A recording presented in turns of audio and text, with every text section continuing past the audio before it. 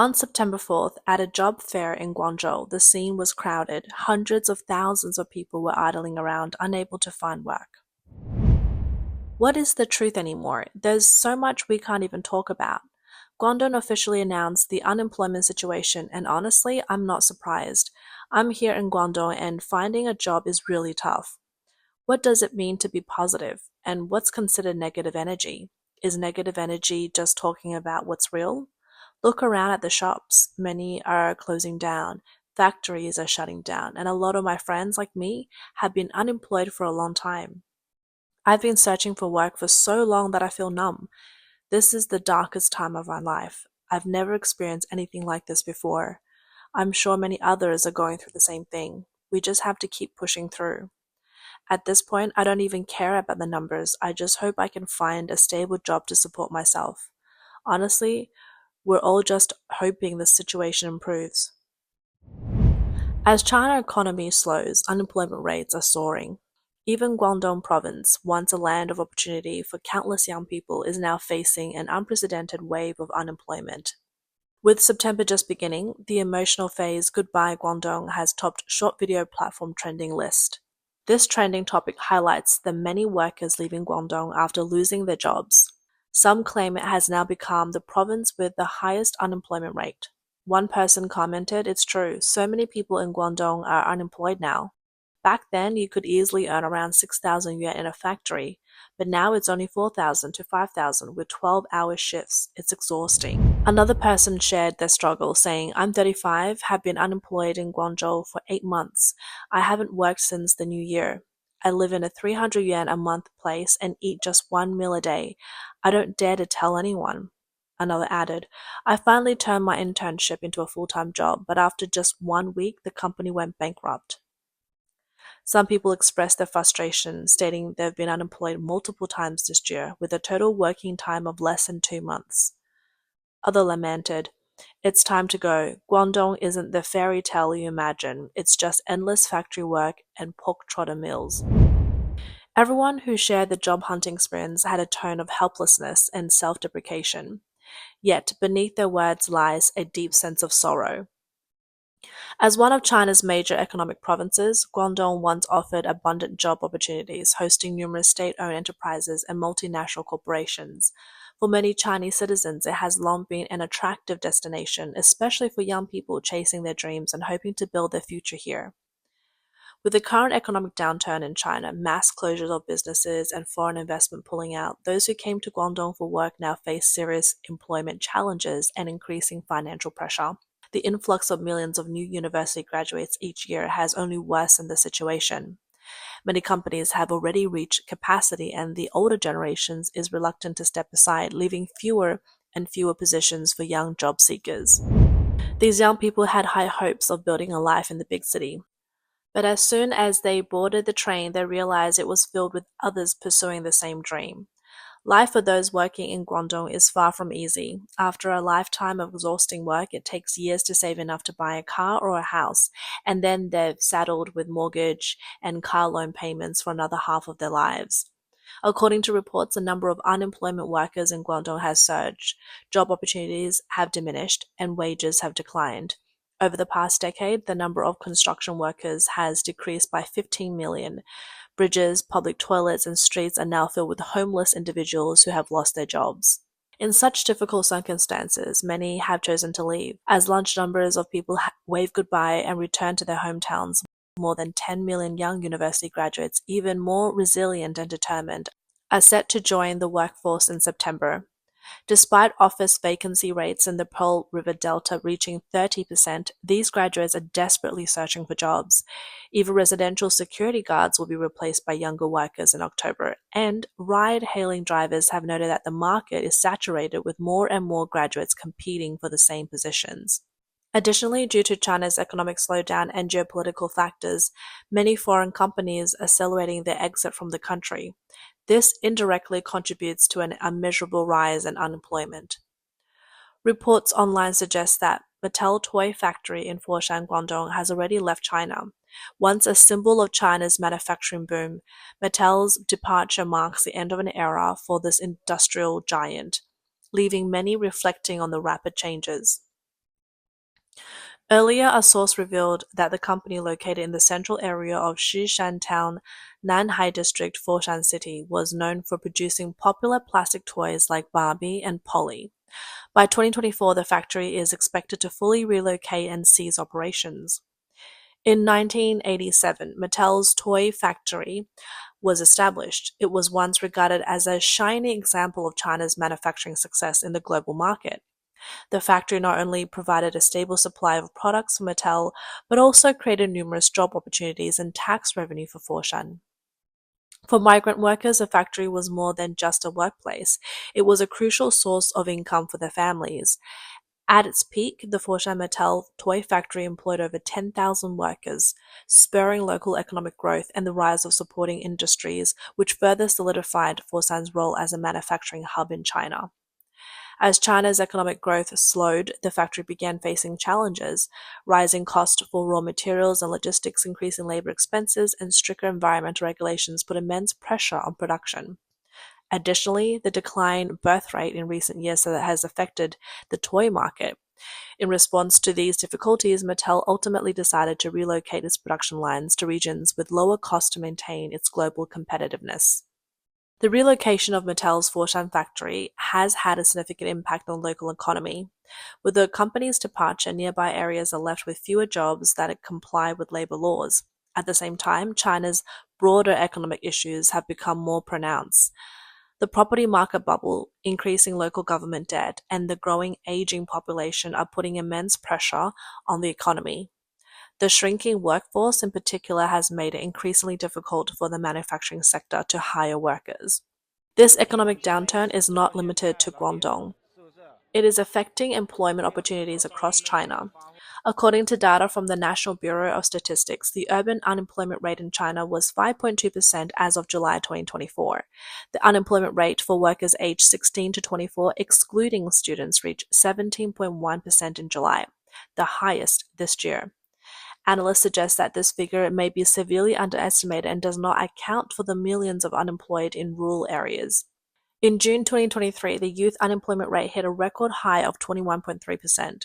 Shortly after, Chinese authorities suspended the release of youth unemployment data and later adjusted the criteria excluding students from the statistics. 被裁员了， I was laid off. I fought with the company for more than 2 months, but in the end I couldn't escape being let go. After work, I cried for a long time. What hurt me wasn't the job itself, but the fact that I gave 15 years of my life to this company, and this is how it ended. So bleak. I'm 38 years old, graduated from a top university with a degree in financial management.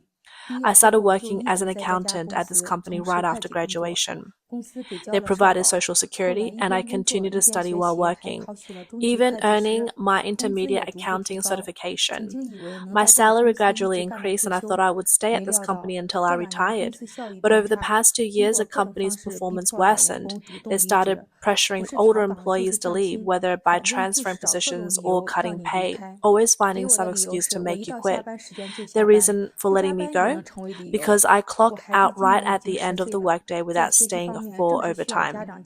My child is 10 years old now, and at this age, he needs supervision with his studies. I can't stay late at work every day and neglect him. So the company used that as an excuse to make things difficult for me. In July, they cut my salary down to 60% of what it was. I thought I'd hang in there for a bit while looking for a new job that would let me balance work and family, but I haven't found anything suitable yet. Now the company has made it clear I need to finish my resignation paperwork by the end of the month. At 38, I'm standing at a crossroads in life and I don't know what the future holds. In the current economic climate, this woman's experience of being laid off is not just a personal setback, but a common issue faced by many in society. In recent years, China's economic downturn and industry adjustments have put pressure on businesses, leading many companies to respond by cutting jobs and reducing salaries. Unemployment affects more than just a person's income. It can also bring psychological stress and strain family relationships. The number of unemployed in China is growing rapidly. According to a report on September 5th by the South Korean media outlet Chosun Daily, on the 3rd of September at 4 a.m., unemployed young people flooded into the Maju Bridge labor market on the outskirts of Beijing, turning it into the busiest spot in the city. A 29-year-old from Baoding, Hebei Province, Mr. Zhen, his experience. Lately, I've seen many people, even younger than me, those staring down at their smartphones are newcomers. After missing out a few times in this first come, first served market, they put their phones away. 2 years ago, Jen was earning 6,500 yuan a month at a semiconductor equipment factory in Beijing. Now he lives in a 20 yuan dormitory and hits the streets in the early hours of the morning. The name Maju comes from the stables that once raised military horses, but now it symbolizes the young people falling behind in their job race. Maju Bridge is the largest labor market in northern China, with thousands of desperate workers gathering daily. The influx of young people highlights the severity of the current youth unemployment crisis. The primary customers for the elderly women selling 2 yuan knitted gloves and 10 yuan work shoes on the roadside are newly arrived young workers. Between 4 a.m. and 6 a.m. at Maju Bridge, vans and buses continuously arrive to pick up construction workers, kitchen assistants, logistics center sorters, cleaners, and security guards. These workers typically finish their shifts at 8 p.m., earning a daily wage of 160 yuan. Physically demanding jobs such as loading and unloading for delivery services can pay over 200 yuan. In order to earn that 160 yuan, these young workers often work 16 hours a day, including waiting time. According to official data from the CCP, a record-breaking 11.8 million university students are graduating this year. Considering that 50% of China's temporary workers are under 25 years old, based on a report by the job site Zhaopin last November, with the surge in students opting for graduate studies as a means of escape, the situation is far worse than it appears. A senior official at a Beijing university stated, in line with directives from higher authorities, universities hold weekly meetings to informally track students' employment rates and develop strategies. South Korean media Chosun Daily, citing analysis, reported that after the Tiananmen incident, China used economic growth and employment to quell political dissatisfaction. But it has now hit a bottleneck. Amid US-China competition, economic slowdown in private enterprises, real estate struggles, and sluggish consumption, the CCP leadership is overwhelmed. Recently, a journalist in Beijing spoke with 4 graduates from prestigious universities, all born in the 2000s, and were preparing for employment. They remarked, the little emperors have grown up to be the commoners. It reflects the harsh reality that despite receiving high-level education and broadening their horizons during China's period of rapid growth and the one-child policy, they now face what they call a garbage era. They summed up the current reality for young people with 5 new phases. In university, they act like octopuses, simultaneously preparing for civil service exams, pursuing master's degree, and applying for private sector jobs. Yet they face unemployment upon graduation, becoming unfinished kids, those who have not secured employment. After becoming full-time children, they search for opportunities, but over time, many end up joining the lying flat generation who give up on the rat race altogether. Some believe the CCP is deliberately eliminating the dream of high-income jobs for the youth by pushing for wage equalization. This move seeks to end the myth of the working imperials, those in finance, IT, and real estate who once earned high salaries, allowing only the scientists needed for competition with the US to become wealthy. The founder of a recruitment platform for high-income jobs commented, in the past 2 years, there has been a continuous crackdown on financial tigers, another term for corrupt leaders within the CCP system, and top-tier jobs in private equity and consulting have dried up. Even graduates from top universities like Peking University and Tsinghua University are struggling to find high-paying jobs. The benchmark has collapsed. Salaries over 20,000 yuan a month have become a luxury reserved for those with master's degrees in science and engineering. As a result, everyone has been pushed down a few rungs in the job market hierarchy. Currently, the CCP government has turned to AI surveillance as a key tool for maintaining stability. AI cameras, which are now omnipresent on the streets, have transformed China into a panopticon where everyone are aware that they are under surveillance. The post-2000 generation grew up under forced CCP, patriotic education, with the unresolved white paper movement of 2022. The possibility of breaking through the surveillance system is to oppose the government remains slim. Toshan Daily pointed out that a tipping point is inevitable. When the real estate market crashes and young people lose the financial support of their parents, they could face deep despair. If even low-paying jobs like those offering 2,000 yuan a month become hard to find, they could be pushed into a survival crisis. The reality is that at the Maja Bridge labor market, most daily wages have dropped below 200 yuan since the second half of this year. Meanwhile, the cost of staying in a 4-person room in the daily rental villages have increased by about 5 yuan, now reaching around 20 yuan. On the day of reporting, the benches near the labor markets were packed with people sleeping on the streets to save on accommodation costs. A 30-year-old worker named Shen shared his struggle. I'm not physically fit for manual labor, so I get by earning 100 yuan a day as a temporary actor. In addition, media reports highlights a rapid expansion of China's gig economy. The flexible employment population has surpassed 200 million, accounting for 14.3% of China's workforce and continuing to grow at an annual rate of 8%. But this growing gig economy faces an oversupply problem. This year, more than a dozen cities in China have issued warnings urging unemployed residents not to become ride-hailing drivers. The wave of layoffs have even spread to government sectors which were once considered very stable and secure. Last year, Beijing announced a 5% staff reduction, and reports indicate that thousands of people have since been dismissed. In Henan Province, 5,600 employees were laid off earlier this year. Since 2022, Shandong Province has laid off nearly 10,000 workers and recently converted provincial public institutions into enterprises. It transforms 100,000 public sector employees into corporate staff. Experts believe this is due to widespread financial difficulties faced by local governments, which are hoping to shift the financial burden on businesses.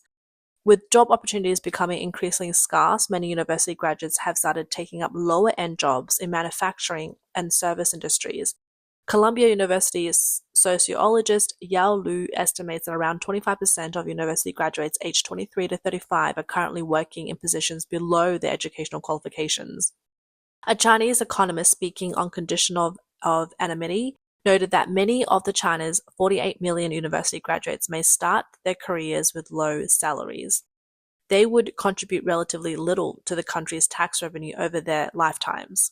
The economist told Reuters that while they can't be called a lost generation, this represents a massive waste of human capital. An assistant professor of sociology at the University of Michigan, Zhou Yun, also spoke to Reuters. She stated that for many Chinese university graduates, the promise of better job prospects, upward social mobility, and a brighter future that a college degree once offered is becoming increasingly difficult to achieve. Being in HR for many years, Mr. Yang Pen told Radio Free Asia that based on his observations over the past few months, activity in the HR information groups he belongs to has significantly declined, reflecting the severe employment situation in China. Yang explained, in one of my HR groups with around 350 people, many HR professionals have been laid off themselves and are now job hunting. When someone in the group finds a job, everyone celebrates, and people even send out red envelopes because of this. Yang is very pessimistic about the future prospects of China's younger generation. Mr. Yang remarked, children from ordinary families used to believe that attending university would secure them a job. But now, pre-arranged hiring is becoming increasingly obvious, leaving fewer opportunities. The poor economic situation has further reduced the number of available jobs, shrinking the space for young people to find work and change their lives. On August 21st, the Wall Street Journal cited a recent social survey revealing that pessimism across China's society is intensifying. Confidence in the economic leadership of the CCP top leaders is waning, and more people are beginning to attribute their unfavorable economic situation to China's political system itself.